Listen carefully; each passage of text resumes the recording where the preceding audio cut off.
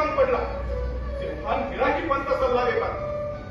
महाराज इथून सही सलामत सुटायचं असेल तर युवराजांना इथं मागं सोडून दौड केली पाहिजे. आज घरात चुराने येऊन पडलेला कोणते शब्द ऐकतो आणि तसा उठून बाहेर गावात येतो. महाराजांच्या कमरेला मिठी घालीत 3 माझ्या पुत्रेला अंबरडा पडतो. आबासाहेब आम्हाला एकट्याला सोडून तुम्ही नाही ना जाणार? आबासाहेब एक शब्द बोलत नाही. कमरेची इवल्या हातांची मिठी पोलादी बोटांनी सोडवतात आणि आज घराकडे बोट दाखवतात. आपल्या मनाला ब्रह्मांड आठवलं.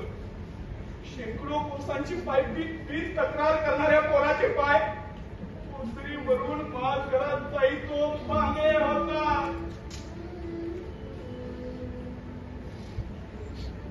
महाराज या रात्री निघून जातात. न भेटता